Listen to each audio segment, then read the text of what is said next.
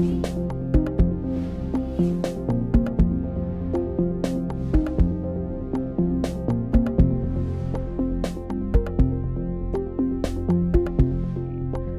acta de la sesión 114 se da por aprobada por no haber sido objeto de observaciones. El acta de la sesión 115 se encuentra a disposición de las señoras y señores diputados. El señor secretario dará lectura a la cuenta. Gracias, señor presidente. Buenas tardes. Se da cuenta de los siguientes documentos que han llegado a nuestra comisión. Confirmaciones para concurrir a la sesión de hoy del director nacional del Instituto Nacional de Estadísticas, INE, el señor Ricardo Vicuña, quien asiste junto a la jefa de proyectos Censo de Población y Vivienda 2024, señora Macarena Alvarado. Del presidente de la Asociación Gremial de Agricultores Unidos de Chile, señor Camilo Guzmán, junto a los representantes señores Pedro Herrera e Ignacio Alcaíno. Confirmación para, para asistir a la sesión de mañana, martes 29 de octubre, del director nacional del CERNAC, señor Andrés Herrera, junto al jefe del Departamento de Comunicaciones Estratégicos y de Imagen, señor César Leiva, para efectos del proyecto de ley sobre propina, boletín 17.020. El profesor de Derecho Tributario de la Universidad Católica de Valparaíso, señor Antonio Faúndes, para participar en el proyecto de ley respecto a delitos tributarios y autonomía del Ministerio Público. Confirmación para asistir a la sesión del martes 5 de noviembre del presidente de la Corporación Nacional de Consumidores y Usuarios Conadecus, señor Hernán Calderón, quien asistirá junto a los abogados señor Antonio Olivares y señora Camila Huispe para el proyecto sobre CERNAC Te Protege, boletín 16.271-03, del presidente de la Confederación Nacional de la Micro, Pequeña y Mediana Empresa, CONAPYME, señor Héctor Sandoval, junto al secretario general de esa entidad, señor David Singh, y al abogado asesor, señor Cristian Aste, para el mismo proyecto del CERNAC. Asimismo, informe de la Biblioteca del Congreso Nacional sobre coyuntura económica nacional y escenario internacional. Otro informe de la Biblioteca del Congreso Nacional sobre estadísticas y gasto de subsidio por enfermedad grave del niño menor de 1 año, eh, correo electrónico del señor Francisco Guzmán, presidente de la Asociación Chilena de Empresas de Tecnología de Información, AGE-ACTI, por el cual solicita que el director y presidente de la mesa legal de esta asociación, señor Claudio Magliona, junto al vicepresidente de esa mesa, señor Alex Pesó, puedan exponer ante la comisión respecto al proyecto de ley relativo al CERNAC Te Protege, boletín 16.271-03. Y finalmente un pareo de los diputados señores Gonzalo de la Carrera y Gonzalo Winter. Esa es toda la cuenta, señor presidente. Gracias, estimado Álvaro. Ofrezco la palabra sobre la cuenta. Varios diputados, diputada, diputado ya. Presidente, sí, tengo que decirle que no voy a poder estar en la sesión, tengo comisión mixta, vamos a ver el presupuesto del Ministerio de Educación. Yo le he dicho a los invitados del sur, digamos, lo voy a ver a través de las redes sociales después cuando ya esté este tema, me hubiera interesado, pero hay que votar el presupuesto del Ministerio de Educación, no poder estar acá en la sesión, presidente, y también le pido las excusas al director de INE y también a la gente que va a exponer de la agricultura, que yo espero se escuche y que después tengamos y vamos a dar vuelta, digamos, lo que digan acá en las distintas comisiones. Gracias, presidente. Ya, diputado Mellado, gracias por su aclaración y también información. Muchas gracias. Que le vaya muy bien. Bien, no habiendo más palabras en varios, vamos a pasar al orden del día. Esta sesión tiene por objeto recibir las exposiciones de las siguientes instituciones.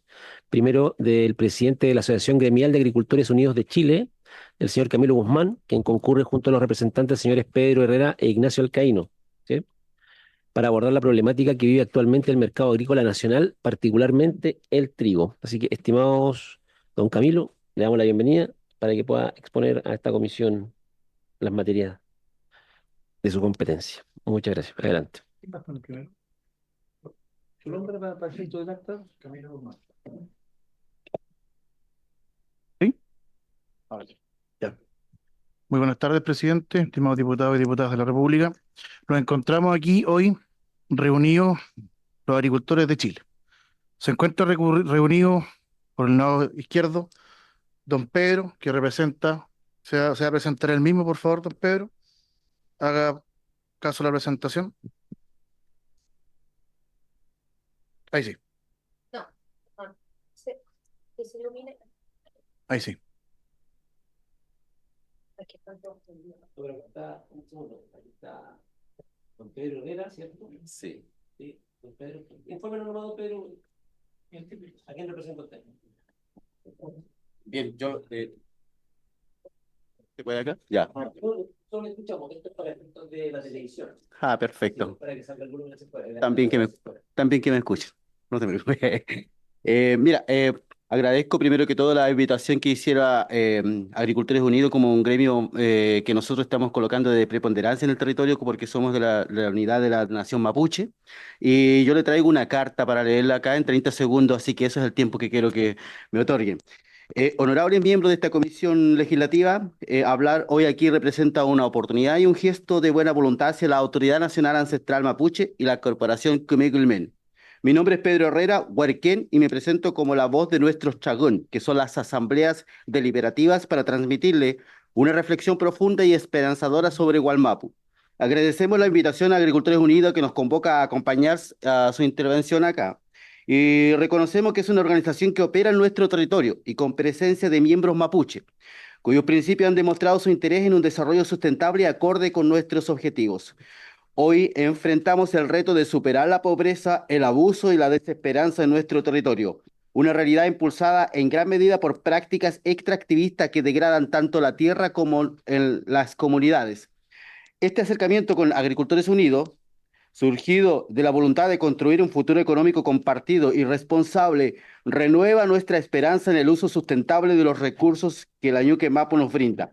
Respaldamos su compromiso de trabajar por una cadena alimentaria basada en el respeto y libre de prácticas abusivas que solo distorsionan los mercados. Queremos instaurar un modelo económico justo, sustentable y regenerativo que devuelva los nutrientes a la tierra y prolongue los ciclos productivos para el bienestar de todas las formas de vida. Este sistema busca dignidad, seguridad y paz tanto para Gualmapu como para los territorios vecinos. Por ello hacemos un llamado respetuoso y enérgico a este Congreso, representante del pueblo chileno, a que tome medidas para frenar estos abusos en Gualmapu, que es el territorio oeste de Gualmapu. Ustedes tienen en sus manos la posibilidad de sembrar un futuro de justicia y dignidad o de perpetuar un problema, hasta ahora sin solución. Muchas gracias, José Antiñir Pindal, Gulmen Mapu, Autoridad Nacional Ancestral Mapuche, Pedro Herrera Huarquén, Autoridad Nacional Ancestral Mapuche, gulmen.net. Muchas gracias. Muchas gracias, Pedro. ¿Puede hacer llegar la carta? Va a ser un insumo que vamos a entregar a través de Agricultores Unidos. Perfecto. Sí. Por favor, quiero ahora dar paso a Ignacio Alcaíno, el representante de la región del Maule. Por favor, Ignacio.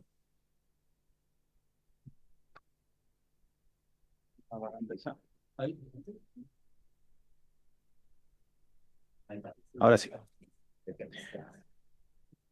Bueno, me presento.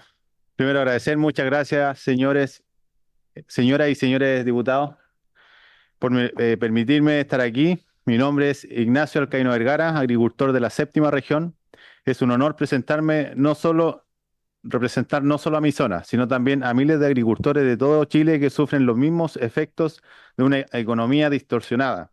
Sabemos que a muchos agricultores de todas las regiones les hubiera gustado estar aquí, pero eso no es posible. Hoy me toca a mí ser su voz, junto a Agricultores Unidos.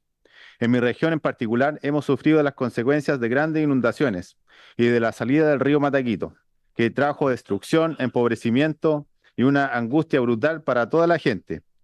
A pesar de esto, hemos visto cómo el Estado, por falta de capacidad o voluntad, no ha logrado ayudar a resolver esta situación. Esto nos deja aún más vulnerables en una economía que ya está distorsionada y no nos permite avanzar. En nuestra región, especialmente en el sector viñatero, vemos como cada temporada la situación se vuelve más difícil. No pedimos privilegios, solo una economía sin distorsiones, que nos permita competir de manera justa y vivir del fruto de nuestro esfuerzo. Queremos un desarrollo económico en el que podamos prosperar sin temor a las prácticas que siempre favorecen a los más grandes. Agradezco esta oportunidad por ser la voz de mis colegas de la séptima región y de todos los agricultores de Chile, y confío que juntos podamos lograr un cambio real. Muchas gracias.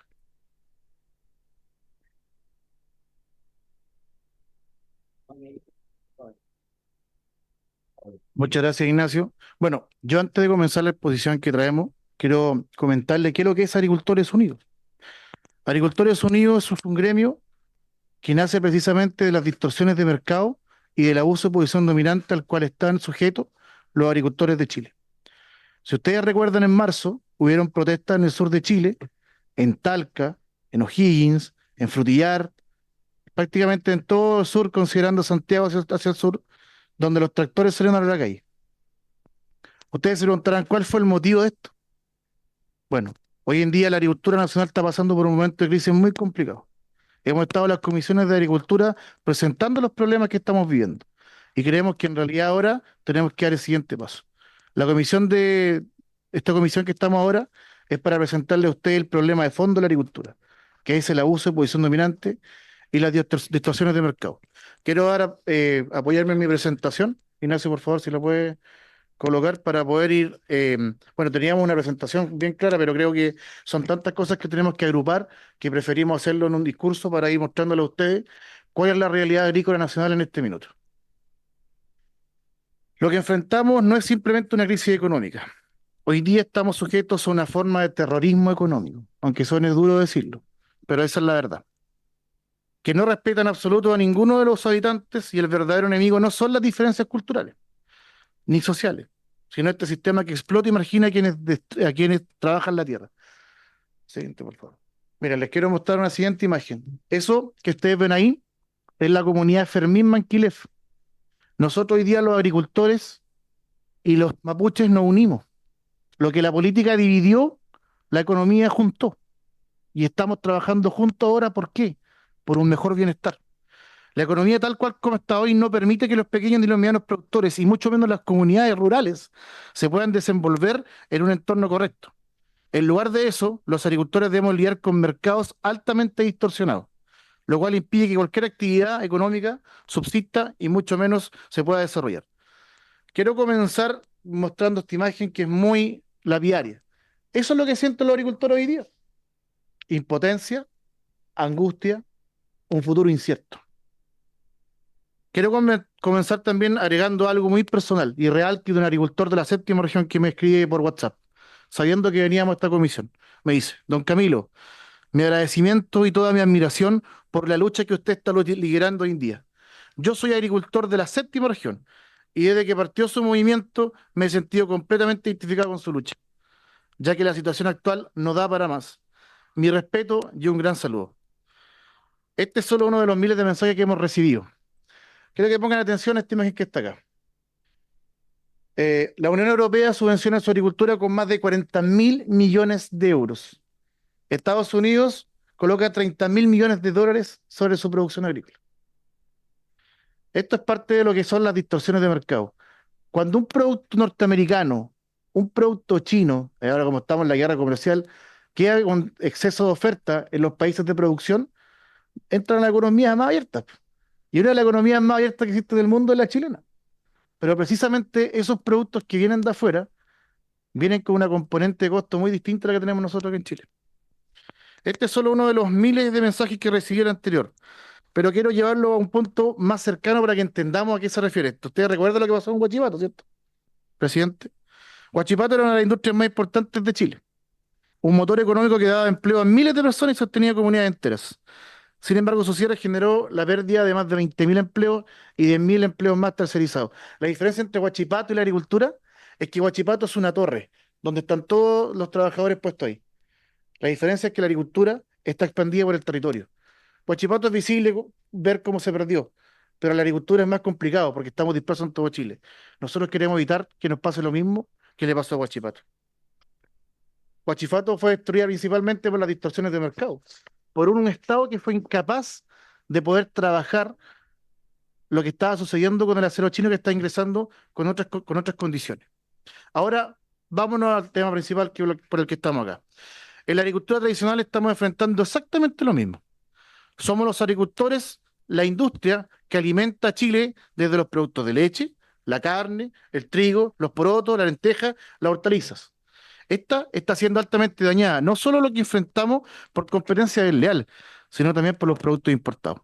Muchos de ellos a precios subsidiados con competencia completamente desleal y un abuso de posición dominante de la agroindustria que no tiene límite, que es lo que ha destruido año tras año a las comunidades rurales de Chile.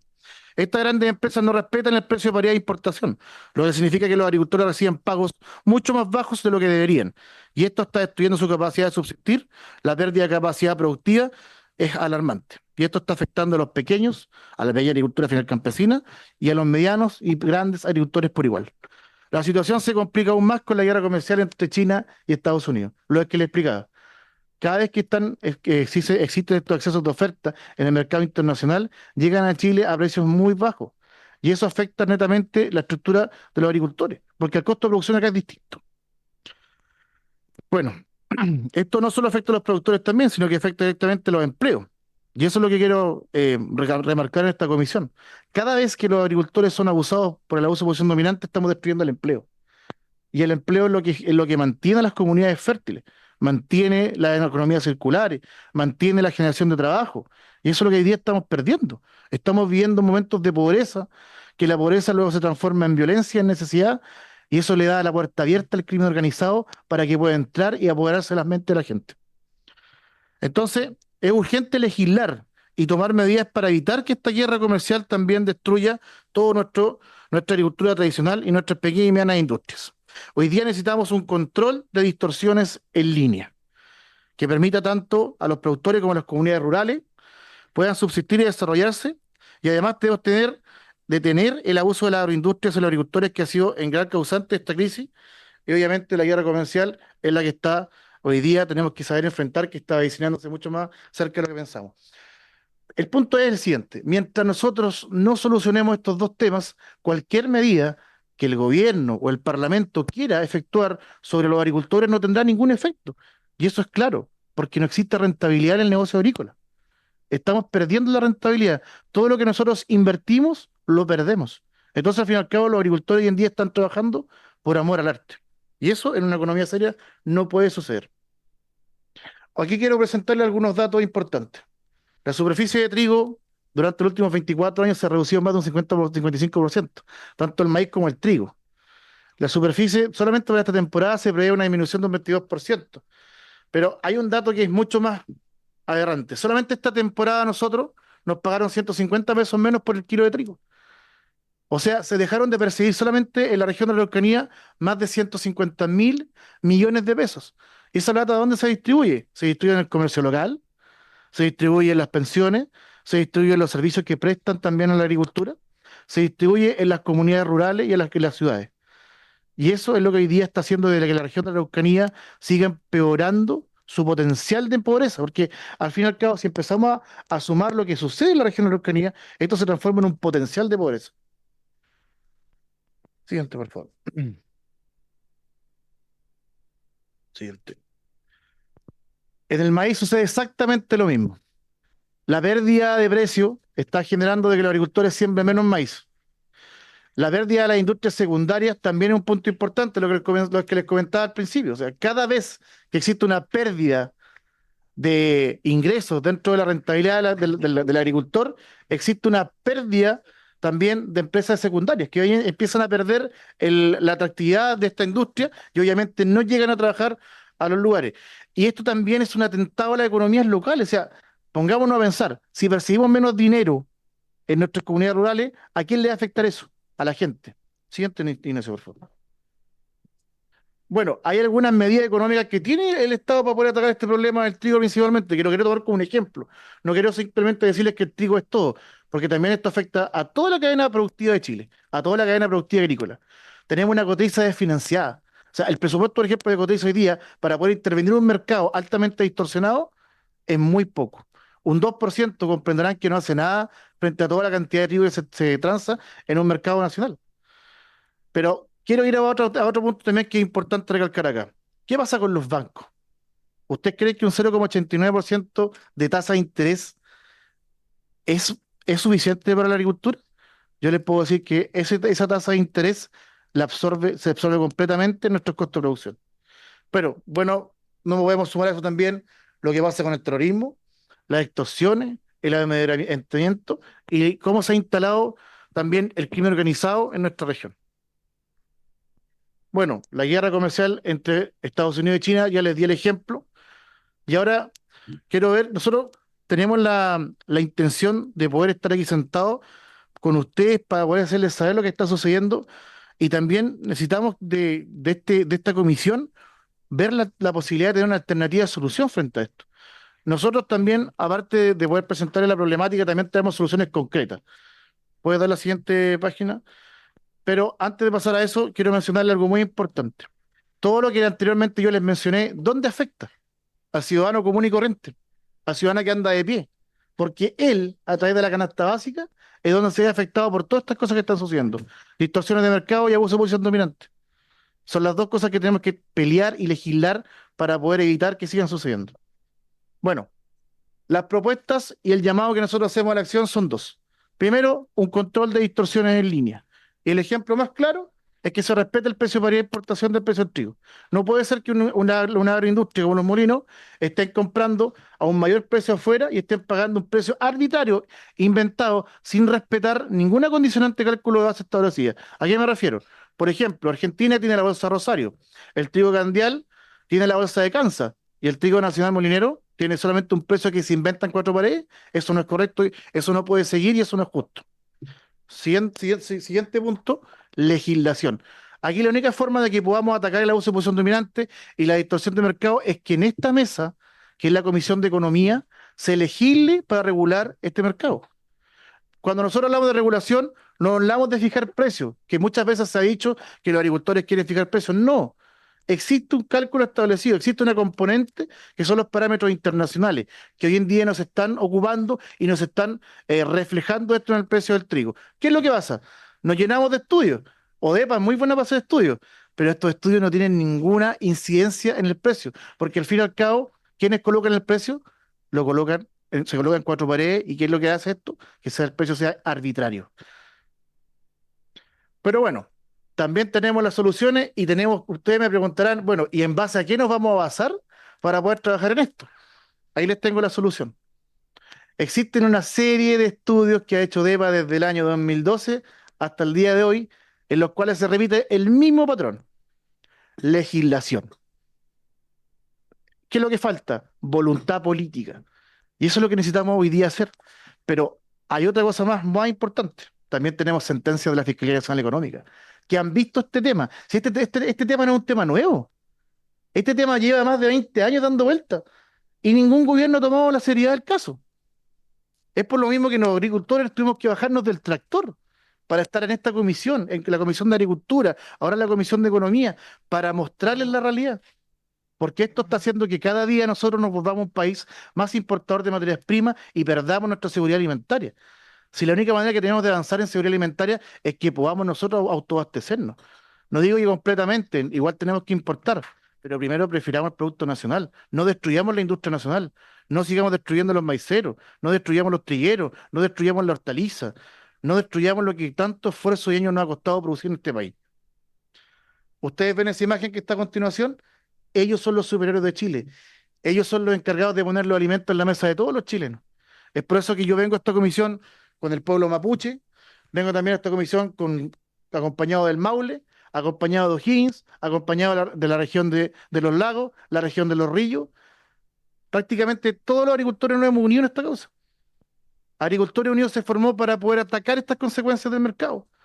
Entonces, nosotros no queremos irnos hoy día con la satisfacción de que esta comisión va a poder trabajar estos aspectos, vamos a poder resolver estos temas, porque el tiempo se nos agota. Y la agricultura es tan sensible que cada día que está pasando, cada día que antecede y contecede, estamos destruyendo más el potencial agrícola nacional. Es por eso que, para resumir y para terminar nuestra exposición, solicitamos una lucha de todos para poder solucionar los problemas de agricultura, para poder levantar Chile y para poder asegurar alimentos y asegurar un potencial de trabajo a nuestras comunidades rurales, a nuestras comunidades mapuche y en realidad al país en general, porque la pérdida de empleo y dejar esta carta abierta al crimen organizado está destruyendo el país. Muchas gracias, presidente. Gracias.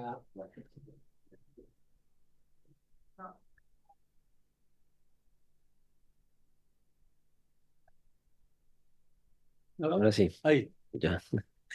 Gracias, don Camilo. La verdad que nos deja para reflexionar en lo que nos comenta. ¿Eh? No es un tema que tratamos habitualmente en esta comisión, como bien señaló usted, que han estado en la Comisión de Agricultura, en donde se tratan estas problemáticas mucho más profundamente, pero déjenos los antecedentes. Hoy día hay pocos parlamentarios en la comisión, como pudo ver. Lo bueno es que esto queda grabado, entonces yo sé que los equipos, los parlamentarios también utilizan estas grabaciones para poder ver cómo poder gestionar lo que tramitamos o tratamos en estas reuniones. Así que agradecidos por su participación. El diputado Mellado fue quien pidió justamente que ustedes pudieran estar, así que le vamos a agradecer también por permitirnos ver esta realidad. Yo soy de la región de Coquimbo. En la región de Coquimbo, los últimos 10 años, producto de la sequía, hemos perdido el 50% de las tierras cultivables. Entonces, entiendo un poco la problemática que ustedes han presentado el día de hoy. Una realidad distinta, productos también agrícolas distintos, como bien ustedes saben, pero al final del día es una situación compleja para el gremio en general, para el mundo agrícola, y en eso yo creo que tenemos que también basarnos para poder buscar soluciones y alternativas. Así que le damos las gracias por su exposición y yo creo que los diputados presentes, más los que están ausentes, vamos a buscar, ojalá, alguna alternativa en la que podamos y le vamos a hacer llegar los antecedentes, como bien señala nuestro estimado Álvaro, nuestro secretario. Muchas gracias, coronel. Sí, adelante.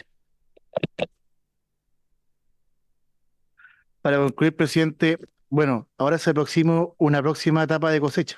Estamos a prácticamente 2 meses de que la cosecha parta acá cerca de Santiago y ese es el miedo que nosotros tenemos y lamentablemente el año pasado se nos pagó tan barato el trigo que se destruyeron muchas empresas quebraron, muchos negocios se destruyeron y eso afecta directamente a las economías locales. Entonces, claro, el problema es que ya se nos viene la próxima cosecha y tememos que va a pasar lo mismo. Y, y por eso en serio que solicitamos atención de los parlamentarios para poder atacar esto. Nosotros traemos toda la información, les vamos a dejar a disposición todos los antecedentes, los documentos, las sentencias de la Fiscalía Nacional Económica, porque hoy día existe una colusión tácita. Existe una colusión tácita frente al tema del trigo, que nunca nadie, ningún gremio había abordado de la forma que Agricultores Unidos hoy día lo está planteando. Y cuente con Agricultores Unidos, con Cume Ulmen, con Ignacio y con todos los 180.000 agricultores que están dispersos a nivel nacional, porque nosotros hoy día aquí estamos representándolos a todos. Al agricultor de Chupaya y Bota, al que trabaja todos los días y que ve que su fruto, su esfuerzo cada día más no vale menos. Muchas gracias, presidente. ¿Le puedo agregar un segundo? Sí, me tiene que cortar don Camilo para que podamos... Vamos con el... Ahí sí, chuta, mejor pero ahí, calma. Pero, vale. Acá. Sí, bueno, nosotros venimos de la visión mapuche y en este aspecto, y resulta que ahí a nosotros siempre nos ve desde el punto de vista de la folclorización. Y aquí los invito a ustedes a estudiar nuestra historia y una de las últimas y las más recientes es de que de los más de 70 tratados que tenemos nosotros internacionales, uno lo tenemos con Chile, el de 1825 de Tapigüe. Y ese dice de paz y comercio, de paz duradera y comercio. ¿Qué significa eso? De que nosotros o ustedes tienen una gran responsabilidad aquí como en Comisión de Economía, no solamente en ciertas materias, sino que también en cómo estabilizar una nación y cómo tener relaciones duraderas con los pueblos. Y en ese aspecto preocuparse del extractivismo y en el caso de la agricultura, ver no ver la agricultura como una figura como lo estamos viendo en la minería, por ejemplo, de puro extracción, extraer, porque en la agricultura existen dos o tres nutrientes donde que deberían ponerle alta atención, porque los ingleses les han puesto atención y porque la Comunidad Europea le ha puesto atención. ¿Por qué? Porque resulta que se está acabando. Estamos hablando del fósforo y del potasio. Se van, claro, del fósforo son 2,5%, 2 a 5 gramos que se van, por ejemplo, en cada extracción. Si eso lo multiplicamos por tonelada, por ejemplo, y el potasio que viene con 12 y 15 gramos en cada extracción. Entonces, si multiplicamos esa oportunidad, estamos hablando de que los científicos internacionales están hablando de un fosfogedón, o sea que estamos en una situación bastante complicada con respecto a esos elementos y nutrientes. Y es la preocupación que tenemos nosotros, por ejemplo, como nación mapuche, de que no le estamos devolviendo a la tierra la riqueza que le estamos extrayendo. Entonces, por eso nuestra corporación, y lo dejo establecido acá, que es Gulmen, Gulmen significa buen administrador de las tierras, de las riquezas y distribuidor de la abundancia, que es el significado que quisiera dejarle para que de esa forma veamos la economía en este país, no seamos así tan entreguistas y extractivistas con respecto a esa materia. Muchas gracias.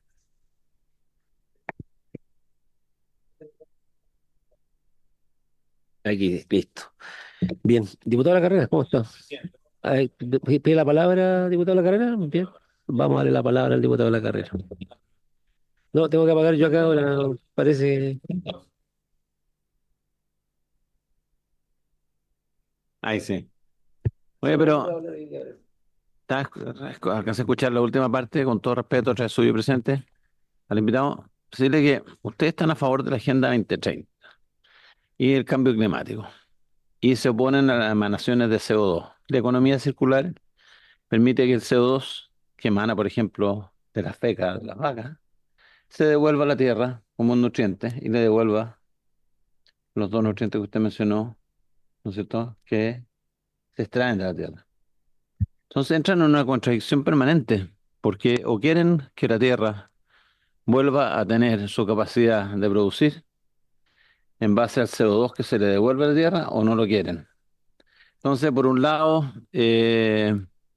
dicen que quisieran, pero por otro lado ponen todos los problemas para que la tierra vuelva a tener o a recibir los nutrientes que, por ejemplo, la ganadería le intenta devolver. Así que eso es lo que no logro entender, porque el discurso se les cae de inmediato cuando ustedes mismos dicen querer CO2 a la tierra, pero ustedes mismos se rehúsan a que ello exista. Entonces, no, eso es lo que quería plantear, presidente. Me merecen tremendas dudas cuando ocurren este tipo de contradicciones. Ya, diputado de la carrera, ya justo están terminando su exposición. Tenemos que darle tiempo al director del INE. Lo tendríamos que dejarlo para otra oportunidad. Lo, lo que pasa es que tenemos que. A ver, la idea es que no pensemos con un debate, primero que todo, ya no es un debate de ideas, ya, no, pero es importante para que usted sepa, no es un debate de ideas, ya, lo que tenemos que entender, estar en una comisión ustedes exponiendo una situación. Entonces el diputado de la carrera presentó un punto de vista que es del diputado de la carrera, que no representa el sentir de la comisión, primero que todo. Ahora, se acaba de retirar el diputado de la carrera. Entonces, ya la verdad que yo les pediría que dejáramos esto hasta aquí.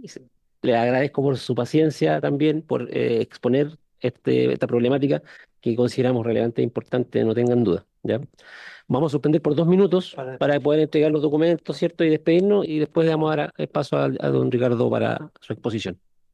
Se suspende la sesión. En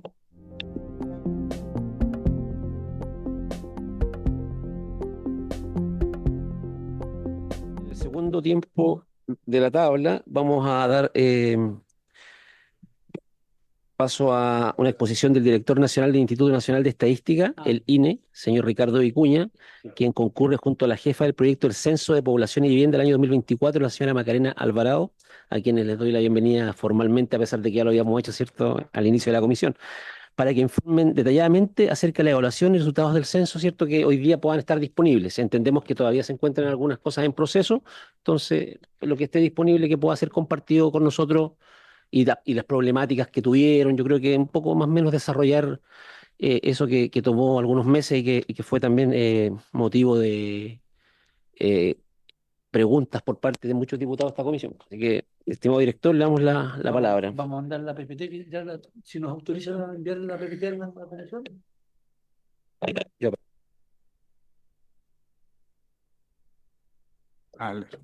Ahí sí.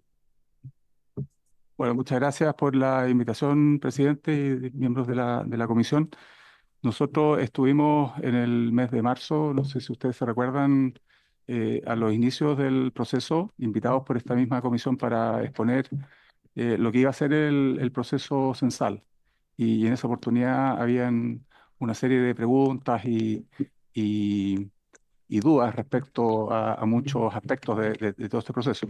Entonces, nos parecía súper interesante poder venir ahora, una vez que ya concluyó, para informar de lo que fue el proceso de forma detallada y explicar y atender cualquier duda que exista. Tal como lo conversábamos, presidente, nosotros en este momento no tenemos resultados que exhibir porque esto estamos en proceso y hay una planificación ya calendarizada para la entrega de estos mismos resultados el próximo año. Entonces eso también lo vamos a dar cuenta al final de la presentación, pero simplemente para poner el contexto de lo que vamos a poder hacer ahora a continuación. ¿Mm?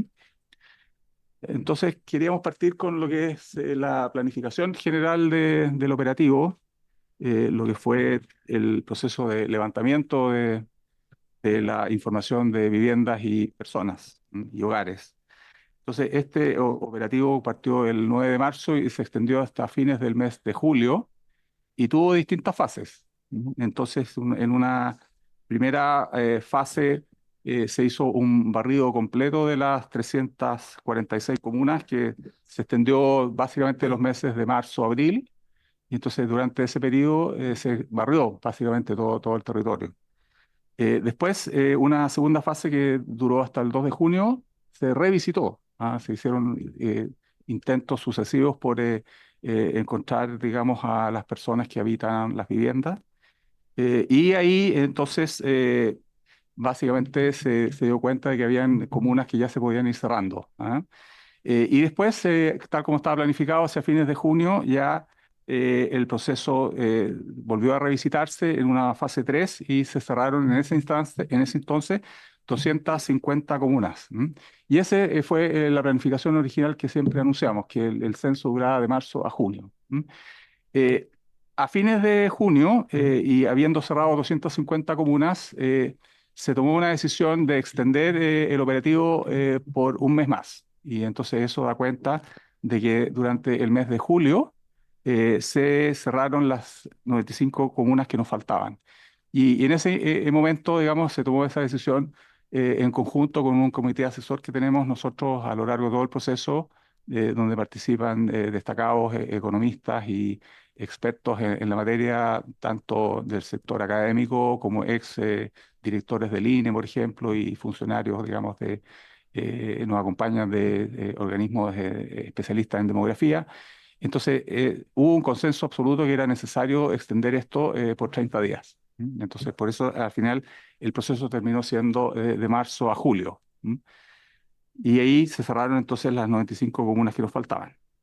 Destacar, creo yo, bien interesante cuáles fueron las innovaciones de este proceso, porque habitualmente estábamos acostumbrados a hacer esto en un día, esa es la tradición, la gente se acordaba que todo esto siempre pasa en un día, y esta en realidad fue un cambio importante porque básicamente se implementó lo que se llama la modalidad de censo en derecho, que es un periodo extendido de recolección que permite ir ajustando el operativo según necesidades territoriales y por lo tanto la gestión de los equipos es mucho más eh, útil en términos de que uno puede básicamente ir en función de las contingencias que va encontrando, ir asignando equipos en uno u otro sector del territorio. ¿Ah? Además, el hecho de no hacerlo exclusivamente en un periodo tan corto como un día permite una cosa muy importante, que es incorporar tecnología.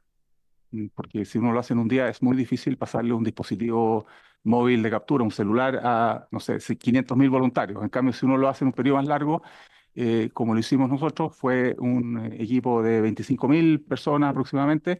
Entonces, se permite incorporar tecnología para levantar la entrevista a través de un dispositivo móvil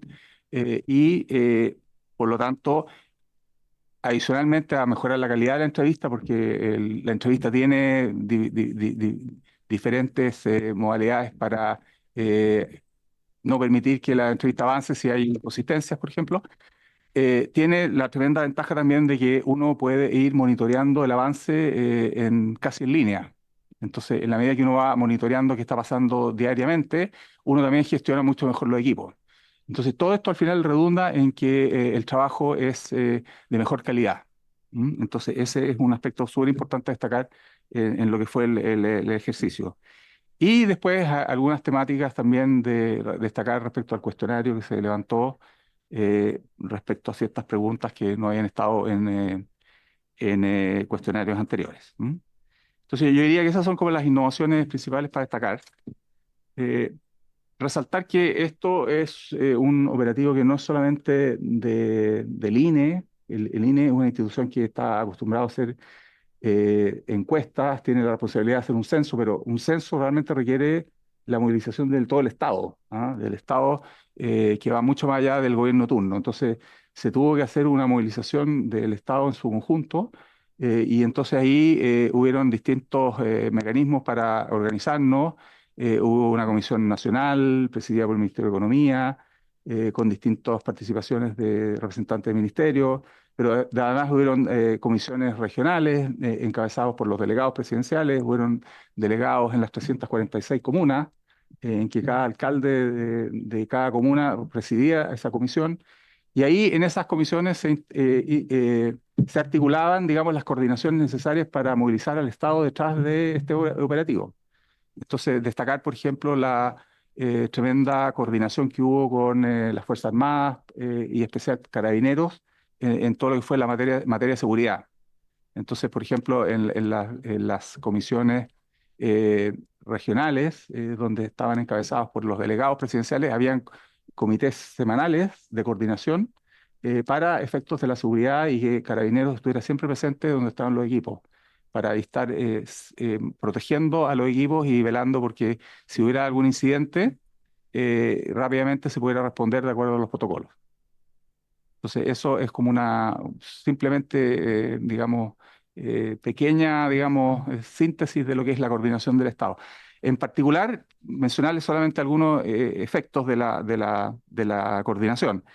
En materia de infraestructura física y tecnológica, tuvimos que tener en 17 bodegas en que almacenamos todos los materiales necesarios en cada región. Tuvimos que coordinar 700 locales censales, que son como las bases de operaciones para los equipos. Entonces, ahí mucha coordinación y colaboración con las municipalidades, que nos proveyeron muchas veces locales de las propias municipalidades para efectos de este trabajo. Eh, Teníamos servidores para grandes volúmenes de base de datos activos, 50 servidores. O sea, es un realmente ejercicio gigante de materia de logística. En materia de transporte, piensen ustedes lo que significa trasladar equipos en el sector rural. eh, y para ello tuvimos que tener, por ejemplo, 1.300 vehículos mensuales contratados. Eh, Tuvimos que recorrer aproximadamente 168.000 kilómetros durante todo el proceso. Es 39 veces la extensión del país. O sea, realmente es un ejercicio gigante. Y un aspecto finalmente a destacar, la gestión de personas. Yo creo que el hecho de que hayamos podido hacer esta gestión con un equipo de alrededor de 30.000 personas, digamos, contratadas, debidamente seleccionadas, reclutadas y contratadas y pagadas después en línea, sin problema, fue realmente un gran avance y fue, digamos, uno de los logros que tuvimos para contar. Entonces, simplemente decirles para que vean la escala de esto, son aproximadamente 30.000 personas contratadas y a estos cargos participaron en concursos abiertos, transparentes, más de 350.000 personas en línea, con distintos requisitos y, digamos, pudimos hacer este proceso finalmente para la contratación del equipo. En general, terminamos contratando por la rotación más de 55.000 personas en un periodo corto, 4 meses. Yo creo que históricamente nunca hemos en el Estado contratado tanta gente en un periodo tan corto y pudiéndolas contratar y pagar y básicamente mantenerlas, digamos, trabajando. Son 55.000 personas que participaron finalmente porque muchas personas rotaron. Se daban un tiempo, renunciaban y inmediatamente había que reemplazarlas. Entonces, eso es simplemente para mostrar la magnitud del proyecto en términos humanos y logísticos. Cierre del operativo, bueno, estas cifras en realidad no son muy originales porque fueron las que se entregaron a nivel oficial en el mes de agosto, cuando se cerró el ejercicio. Esto fue lo que se comunicó, pero simplemente para recordarlo, porque son cifras generales para dar cuenta en alguna medida, de lo que fue, digamos, el resultado del proceso operacional. Entonces, dijimos en su momento que recorrimos el territorio nacional con presencia de viviendas en un 99,7%, o sea, barrimos todo el territorio. Si lo miramos en términos de manzanas, ¿ah? En una zona rural y urbana, o sea, en términos de manzanas, 99,7%, o sea, barrimos absolutamente todo lo que había que visitar. Esto nos permitió visitar y censar alrededor de 7,4 millones de viviendas en el país. Y finalmente, un dato no menor, que es el hecho de que, a pesar de que en un inicio tuvimos una sensación de que esto podía tener un rechazo importante de parte de la población, finalmente el proceso lo terminamos con menos de 2,5% de las viviendas que optaron o no pudieron responder el censo al momento de la consulta. O sea, es un número bastante menor respecto al resultado de un censo, o sea, menos de 2,5%, ya sea porque derechamente no optaron por responder o porque por alguna razón no pudieron hacerlo. ¿Mm? Entonces, eso es como en términos de cifras generales y preliminares. Ahora, en términos de calendario, que es tal vez lo más interesante, estamos ahora desde el mes de agosto hasta el mes de febrero del próximo año en una fase de procesamiento de los datos recolectados. Esto alguien puede decir, pero si lo hicieron con tecnología, ¿por qué se demoran tanto? O sea, deberían tener los resultados casi en la noche, digamos, del cierre, como el CERVEL. Pero esto no es así, porque son millones de datos que han sido levantados en distintas modalidades. Por ejemplo, hay un gran porcentaje de encuestas, entrevistas, que se hicieron por la vía de un dispositivo móvil presencialmente. Pero también hay otro grupo de personas que optó por contestar en línea. Entonces, son distintas bases de datos. Después hay personas que contestaron en punto fijo, que también se abrió la posibilidad para que alguien se pudiera acercar a un lugar y contestar presencialmente en un punto fijo.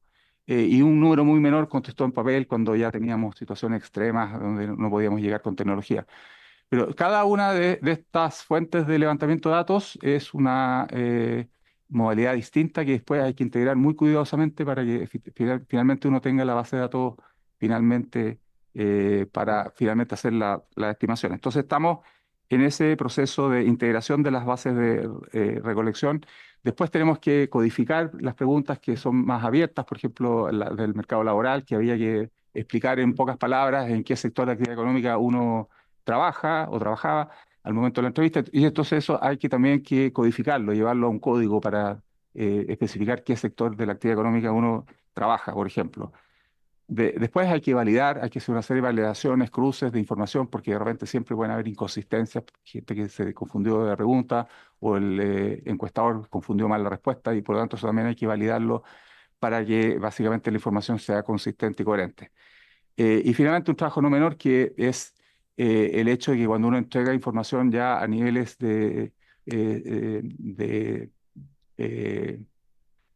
territorios más pequeños, por ejemplo, áreas geográficas donde hay pocas viviendas y donde hay pocas personas, es necesario hacer un trabajo para que esos datos siempre sean anónimos. Entonces hay que anonimizar posibles fuentes de determinación. Entonces ese es un trabajo también, porque cuando uno difunde por secreto estadístico, uno no puede permitir que los datos puedan inferir quién está detrás, digamos, porque el principio básico de esta información es que son datos confidenciales, que nunca se va a poder permitir saber la identidad del informante. Entonces, ese también es un trabajo de anonimización que hay que hacer. Y hay que hacerlo, digamos, de acuerdo a este calendario, hasta el mes de febrero. Y después, ya en marzo, la publicación ya de los resultados, que es como el granito que tenemos planificado hasta la fecha, que es informar acerca de cuál fue el resultado de la población y de las viviendas censadas a nivel nacional, regional y comunal, y con algunas características demográficas, por ejemplo, edad y sexo. Ya, ese va a ser como el primer informe, digamos, de resultados. Entonces, por eso yo le decía al presidente cuando conversamos que hay que tener todavía un poquito de paciencia y esperarnos a que podamos entregar estos números. Después, transcurrido el año 2025, en junio, esperamos publicar ya el primer set de indicadores del censo, con las preguntas, ¿ah? Que, digamos, recordemos que eran 50 preguntas, entonces ahí ya esperamos entregar las principales tabulados de ese cuestionario.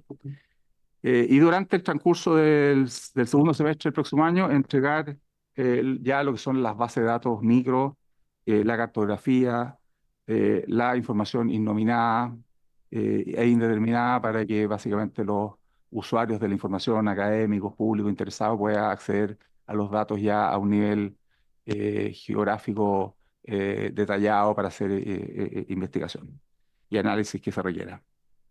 Y ya como último antecedente, el 2026, principios en enero, ahí efectivamente ya el INE va a entregar lo que es la estimación oficial de la población en Chile. Porque recordemos que al principio vamos a entregar la información que se censó, después eso hay que conciliarlo y durante el año 2026, enero, ya vamos a tener la estimación oficial de la población en Chile con distintas características demográficas. Entonces, ese es el calendario y después podemos repetir un poco lo que es la etapa postcensal, pero es básicamente el cronograma. ¿Mm? Los plazos, básicamente, pero ya básicamente ya lo expliqué anteriormente.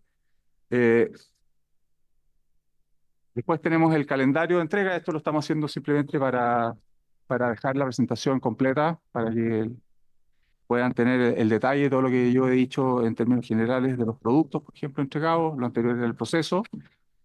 Y esto es una lámina más nueva que se refiere a lo que fue la ejecución del proyecto hasta septiembre. Nosotros teníamos un presupuesto de este año contemplado de 164.000 millones, con las resoluciones y modificaciones que se hicieron en trámite para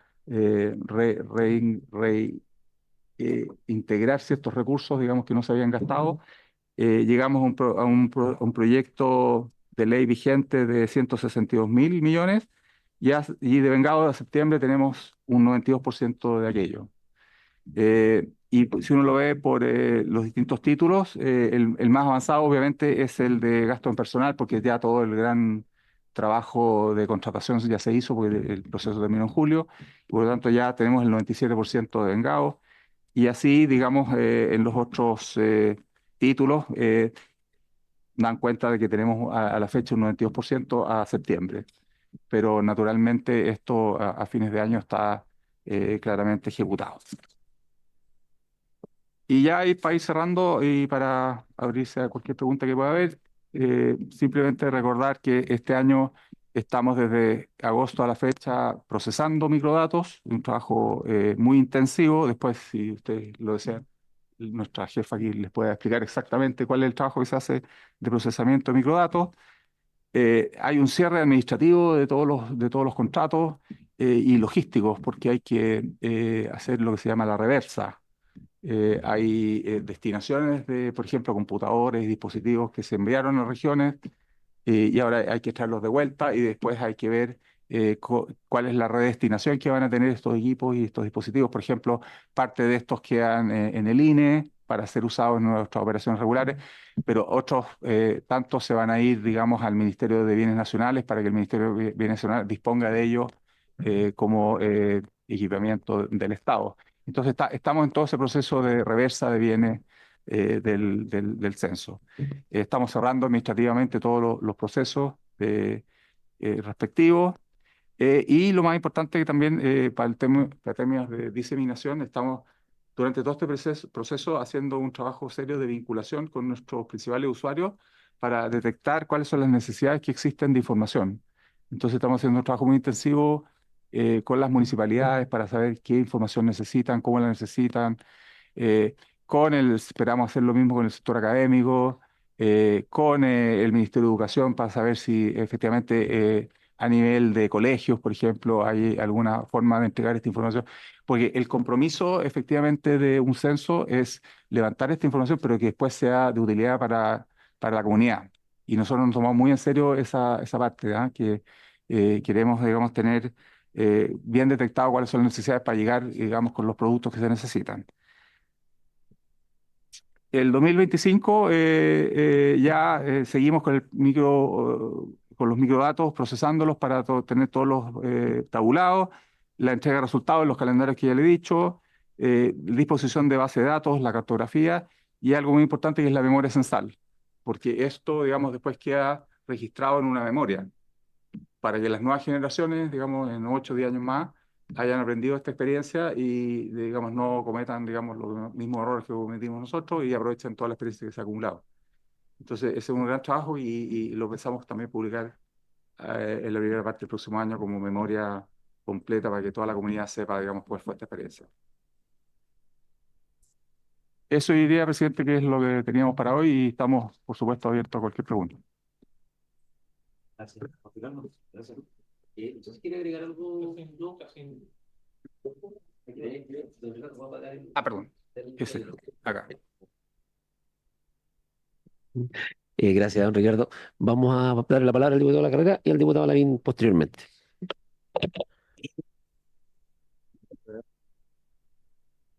Por su intermedio, presidente, al presidente del CENSE, agradecerle su visita. Yo le quería salirme un poco del censo y preguntarle por... Nosotros hemos sido visitados por el ministro de Hacienda y hemos tenido, en el caso mío con él, discusión respecto de la fiabilidad de las estadísticas que emanan del INE, sobre todo porque él en sus presentaciones ocupa muchas láminas del INE, pero cuando uno refuta alguna, le sirven unas y no le sirven otras. Y me quiero referir a los tamaños muestrales y a las muestras que hace el INE para que sus estadísticas sean estadísticamente significativas y las muestras y submuestras sean efectivamente representativas de la realidad. Entonces yo discutí con él porque él cuando, desde mi punto de vista, se ve pillado por las cifras del INE, alega permanentemente de que en ese caso en particular, dichas estadísticas referidas a submuestras no serían representativas. Yo tengo la misma profesión que el ministro y sé efectivamente que el INE, como encargado de las estadísticas del país, evidentemente entiende que los tamaños, ¿no es cierto?, de las submuestras también tienen que ser representativas para desagregar la información.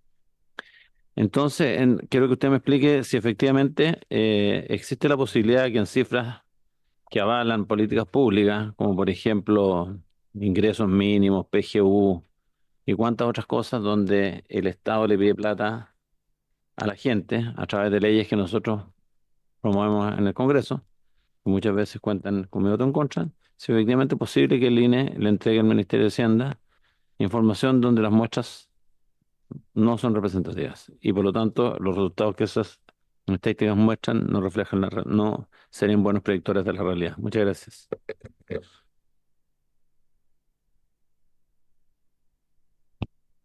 Gracias, presidente. Bueno, agradecer la exposición, que hayan venido, ¿cierto?, a contarnos lo que hicieron, que fue una tarea bastante titánica, todavía les queda. Yo quería saber, porque usted dijo que en un principio, ¿cierto?, habían cerrado 150 comunas, después les quedaron otras. Yo quería saber si hay algunos territorios que finalmente no pudieron entrar, no pudieron censar, y qué se hace con eso. Se me ocurre, no sé, o Temucuicuy, o quizás hay otras localidades donde quizás no pudieron acceder, y saber si eso se estima, si eso se deja fuera, o qué pasa con eso. También, bueno, a mí me tocó yo lo hice en línea, el censo. Entonces, quería saber cuánta gente optó por esa modalidad y si es posible, en el fondo, avanzar un poco más en eso. Me imagino que se hace mucho más eficiente desde el punto de vista logístico. También saber cuáles fueron las innovaciones respecto a las preguntas. Entiendo que hay una pregunta donde se nos consultaba dónde vivíamos hace años atrás. Entiendo para poder medir un poco la migración, ¿cierto?, interna. También habían preguntas respecto a si había algún miembro de la familia con algún tipo de discapacidad motora o con problemas de aprendizaje. Eso lo encontré bastante bueno y eso innovador. Quería saber qué otras preguntas fueron innovadoras en ese sentido. Y por último, bueno, fue un cambio radical respecto a cómo se hacía antes, ¿cierto? Antes se hacía en un día, se hacía principalmente con voluntarios, entiendo. No sé si eran todos voluntarios o no. Eh, entonces quería saber cuánto más caro fue este censo que no sé, fue 2017, 18, el último, 17. Eso, presidente. Gracias, diputado Lavín. Gracias, diputado de la carrera. Su tiempo para responder, director.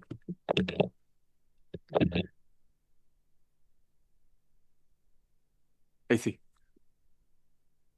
Gracias, presidente, por su intermedio, presidente, decirle al diputado que el INE efectivamente publica su información con distintos grados de confiabilidad dependiendo del tamaño de las muestras. Entonces, por poner un ejemplo, si estamos hablando de la variable empleo, nosotros, de acuerdo al tamaño de las muestras que tenemos, porque esto también está asociado al costo de levantar la información, porque obviamente para tener un tamaño de muestra mayor es más caro y por lo tanto el presupuesto también no es infinito. Entonces, dado el presupuesto que tenemos, el ejercicio es calcular un tamaño de muestra que nos permita tener cierta confidencialidad a distintos niveles de desagregación. Entonces, por ejemplo, las encuestas de empleo tienen un tamaño de muestra que permite tener representatividad a nivel nacional, absolutamente. Estamos confiados de que la estimación nacional tiene un grado de error, varianza, no, un intervalo de confianza bastante aceptable. Después, cuando lo bajamos a nivel regional, podemos decir lo mismo, el tamaño de muestra todavía permite. Y después, cuando llegamos a nivel comunal, nosotros, dependiendo del tamaño, porque no todas las comunas tienen la misma muestra, nosotros indicamos si hay comunas que tienen más o menos representatividad de acuerdo a los intervalos de confianza que publicamos. Nosotros hemos hecho un ejercicio bien reciente para entregarle a los usuarios cuál es la calidad de los datos que estamos produciendo en función de los tamaños para que no exista ninguna duda de repente de interpretación. Porque a veces como uno presenta un dato y la gente cree que ese dato tiene siempre la misma confiabilidad. Entonces estamos haciendo un ejercicio para que los datos que están con menos confianza tengan, por ejemplo, un asterisco y que digan, mira, en esta comuna este dato en realidad, si bien está subiendo o bajando, pero no es confiable porque está en un intervalo que podría haber sido positivo, incluso negativo, y no podemos estar seguros de que estamos hablando de un crecimiento o una caída. Pero ese ejercicio nosotros lo hacemos, ¿ah? Entonces estamos, dependiendo de la variable, expuestos a que tengamos mayor o menor representatividad, pero no podemos garantizar que tenemos tamaño de muestra para todos los niveles de segregación, porque eso sería imposible. No sé si eso contesta la pregunta. Parece que sí. Por su tema, presidente, el director, me parece súper razonable lo que me contesta. Lo que pasa es que usted ha dado una muy buena idea, que cuando nos vengan a presentar para políticas públicas de información, también esas estrellitas nos las pongan, porque es re fácil presentar toda la información como verá y que se viene del INE y omitir que efectivamente algunas sí pueden ser consideradas y otras no pueden ser consideradas, porque todos podemos tener los mismos datos y sacar las mismas conclusiones si sabemos cuál es el grado de confianza, la variación de la muestra, ¿no es cierto? En el caso que hayan regresiones, el R cuadrado, y que hayan correlaciones, saberlas, porque de lo contrario, este es un grupo bien variopinto, el grupo de los diputados con distintas formaciones. Se tiende a pensar, digamos, de que porque el ministro de Hacienda nos muestra unas láminas, entonces tenemos que darle el mismo grado de confianza a la lámina 1, a la lámina 2 y a la lámina 3. Yo creo que sería bueno que, por lo menos los superiores, nos hagan esas distinciones en las presentaciones que nos traen los ministros. Muchas gracias. Gracias, diputado Lacarde. Ahora, sería responder las preguntas del diputado Lavín.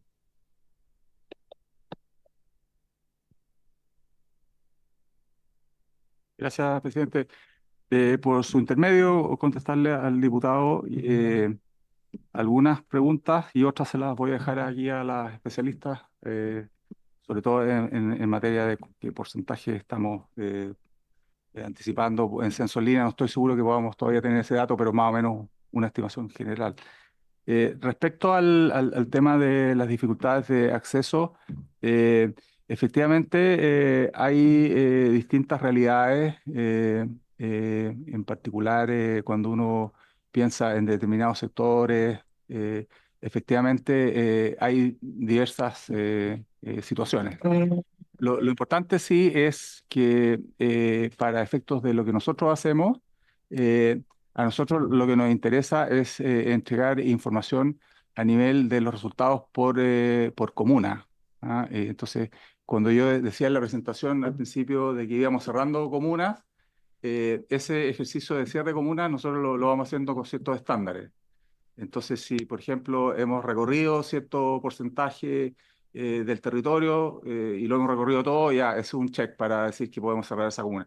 Si hemos visitado más de cierto porcentaje de viviendas de esa comuna, también podemos estar seguros de que estamos en buen camino. Y finalmente, si después tenemos cierta población en referencia a alguna estimación previa que nosotros podamos manejar, entonces es un cúmulo de indicadores que le permiten a uno cerrar la comuna. Y para el INE, esa es la información que a nosotros nos interesa desde un punto de vista de la comunicación de los resultados. Nosotros no tenemos la capacidad de ir más allá para empezar a hablar de un sector u otro, de una comunidad, de un condominio, porque ya entramos en un área, digamos, demasiado pequeña y que nos desvía un poco del propósito estadístico, entendiendo que desde otras miradas puede ser relevante hacerse esa pregunta, pero para el INE nosotros, digamos, no entramos en ese tipo de comunicaciones porque sería muy complejo para el INE empezar a dar cuenta de cada situación, de cada comunidad, cada particular. Esa es como la respuesta general. Respecto al tema de las preguntas nuevas, efectivamente hubieron preguntas que se referían a la materia de discapacidad, a la materia de afrodescendencia, a una pregunta de género. Hubieron preguntas también relacionadas con medio ambiente, de cómo se eliminan los desechos en el hogar, de distancia del lugar de trabajo al medios de movilización del lugar de trabajo al hogar. Eh, en definitiva, hubieron ahí una serie de innovaciones que son parte de las preguntas nuevas del cuestionario. También, esto ya no es pregunta nueva, pero que también salió en la consulta, nosotros tendemos a preguntar por la situación de personas donde vivían hace 5 años atrás, donde vivían, digamos, donde nació, donde vivía la madre cuando uno nació, porque eso permite de alguna forma tener estimaciones que vamos a publicar luego de lo que es la migración. De corto y de largo plazo. Entonces, eso también está recogido en el cuestionario. Eh, Finalmente, tengo anotada acá la participación de esta modalidad de censo en línea. Por supuesto, nosotros nos encantaría que esto, digamos, también fuera avanzando en el tiempo en la medida que podamos tener mejores estándares y podamos tener una ciudadanía que tenga mejor nivel, digamos, de digitalización. Eso, digamos, poder también empujarlo. El porcentaje, la verdad, no lo tengo así como en la mente y es algo que tal vez podríamos comentar. Le dejo la palabra a la presidenta.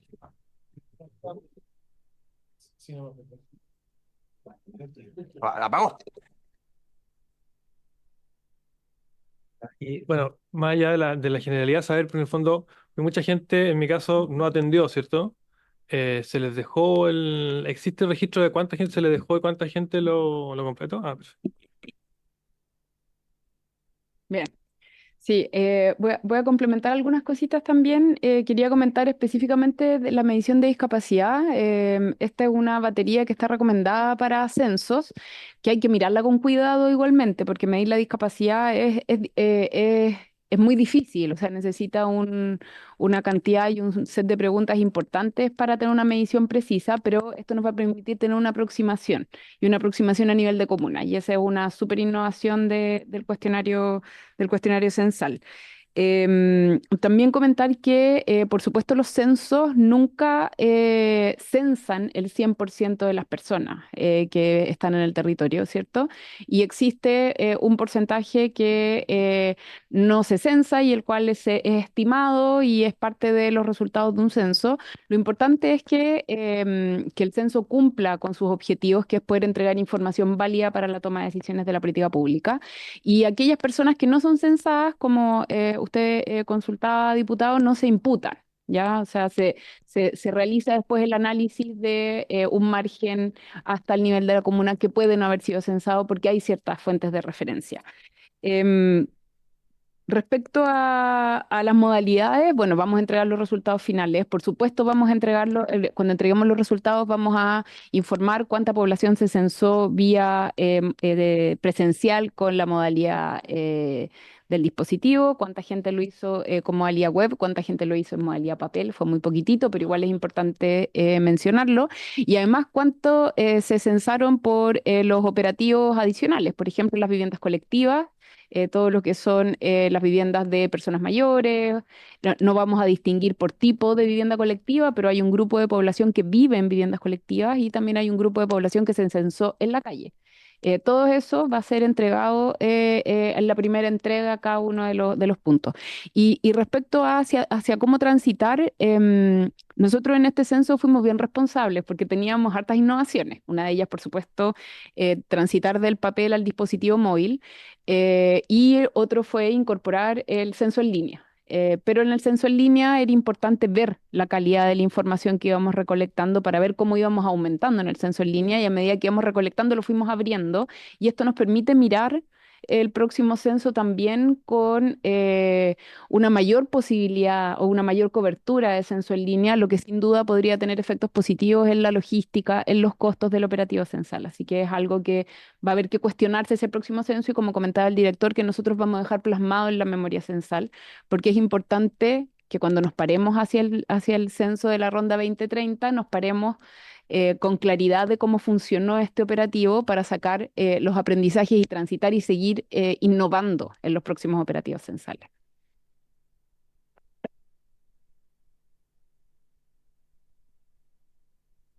Bien, le damos las gracias a ambos por su participación, ¿cierto? A doña Macarena, a don Ricardo. Agradecerles por la presencia, por la información. Esperamos en marzo, ¿cierto? Recibir los resultados y empezar a... En marzo, decía, sí. Bueno, y también acoger, yo creo, la solicitud del diputado de la carrera, que no sería malo dentro de todo lo, si es que es posible hacerlo, ¿cierto? Así que muchas gracias. Así que por haberse cumplido el objeto de esta sesión, esta se levanta.